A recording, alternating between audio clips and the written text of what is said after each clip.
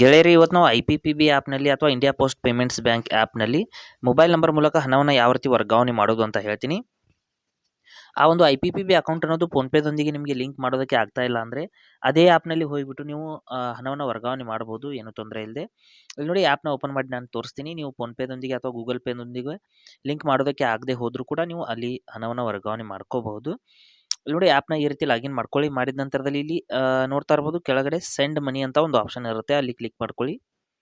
Send money ಅಂತ click ಮಾಡಿದ ನಂತರದಲ್ಲಿ ಇಲ್ಲಿ ಕಾಂಟ್ಯಾಕ್ಟ್ಸ್ ಅಂತ ಒಂದು ಅಥವಾ UPI ID ಮೂಲಕ ಅಥವಾ ಅಕೌಂಟ್ ನಂಬರ್ IFS ಕೋಡ್ ಮೂಲಕನೂ ಕೂಡ ಹಣವನ್ನು ವರ್ಗಾವಣೆ ಮಾಡ್ಬೋದು. ನಾನು ಕಾಂಟ್ಯಾಕ್ಟ್ಸ್ ಅಂತ ಸೆಲೆಕ್ಟ್ ಮಾಡ್ತೀನಿ, ಯಾಕೆಂದರೆ ನಾನು ಫೋನ್ ನಂಬರ್ ಮೂಲಕ ಹಣ ವರ್ಗಾವಣೆ ಮಾಡ್ತಾ ಇದ್ದೀನಿ.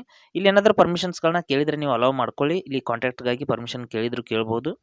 ಮಾಡಿದ ನಂತರದಲ್ಲಿ ಇಲ್ಲಿ ನೀವು ಯಾರಿಗೆ ನೀವು ಹಣವನ್ನು ವರ್ಗಾವಣೆ ಮಾಡ್ತಾ ಇರ್ತೀರಾ ಅವರ ಒಂದು ಹೆಸರನ್ನ ಈ ರೀತಿ ಸರ್ಚ್ ಮಾಡ್ಕೊಳ್ಳಿ. ಮಾಡಿದ ನಂತರದಲ್ಲಿ ಈ ರೀತಿ ಎಂಟರ್ ಮಾಡಿ. ಮಾಡಿದ ನಂತರದಲ್ಲಿ ಅವರ ಹೆಸರೆಲ್ಲ ಇಲ್ಲಿ ತೋರಿಸುತ್ತೆ. ಅಮೌಂಟನ್ನು ಎಂಟರ್ ಮಾಡಿಬಿಟ್ಟು ನೀವು ಸೆಂಡ್ ಅಂತ ಈ ರೀತಿ ಒಂದು ಕೆಳಗಡೆ ಬ್ಯಾಕ್ ಮಾಡ್ತೀನಿ. ಇಲ್ಲಿ ನೋಡಿ ಕೆಳಗಡೆ ಕನ್ಫರ್ಮ್ ಅಂತ ಕಂಟಿನ್ಯೂ ಅಂತ ಇರುತ್ತೆ, ಅಲ್ಲಿ ಕ್ಲಿಕ್ ಮಾಡ್ಕೊಳ್ಳಿ. ಮಾಡಿದ ನಂತರದಲ್ಲಿ ಇಲ್ಲಿ ಒಂದು ಎರರ್ ಬರ್ತಾ ಇದೆ. ಓಕೆ, ನಾನು ಮತ್ತೊಂದು ಬಾರಿ ಟ್ರೈ ಮಾಡ್ತೀನಿ. ಮಾಡಿದ ನಂತರದಲ್ಲಿ ನೋಡ್ತಾ ಇರ್ಬೋದು ಈ ರೀತಿ ಮತ್ತೊಂದು ಬಾರಿ ನಿಮ್ಮ ಒಂದು ಹೆಸರೆಲ್ಲ ಕನ್ಫರ್ಮ್ ಮಾಡ್ಕೊಳ್ಳಿ. ಮಾಡಿದ ನಂತರದಲ್ಲಿ ಕನ್ಫರ್ಮ್ ಅಂತ ಕ್ಲಿಕ್ ಮಾಡ್ಕೊಳ್ಳಿ.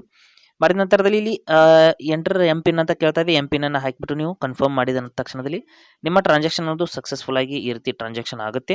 ಕೆಲವು ಬಾರಿ ಫೇಲ್ ಕೂಡ ಆಗಬಹುದು, ಕೆಲವು ಬಾರಿ ಯಾಕೆಂದರೆ ಇದು ಈ ಒಂದು IPPB ಆ್ಯಪ್ನಲ್ಲಿ ಕೆಲವು ಅಕೌಂಟ್ಗಳಿಗೆ ಇದು ವರ್ಗಾವಣೆ ರೆಸ್ಟ್ರಿಕ್ಷನ್ ಇರುತ್ತೆ. ಕೆಲವು ಬಾರಿ ಫೇಲ್ ಕೂಡ ಆಗಬಹುದು, ಆದರೆ ಆಲ್ಮೋಸ್ಟ್ ಇಲ್ಲಿ ನಿಮ್ಮ ಒಂದು ಟ್ರಾನ್ಸಾಕ್ಷನ್ ಅನ್ನೋದು ಸಕ್ಸಸ್ ಆಗುತ್ತೆ. ಈ ರೀತಿ ನೀವು IPPBನಲ್ಲಿ ಹಣವನ್ನು ವರ್ಗಾವಣೆ ಮಾಡಬಹುದು.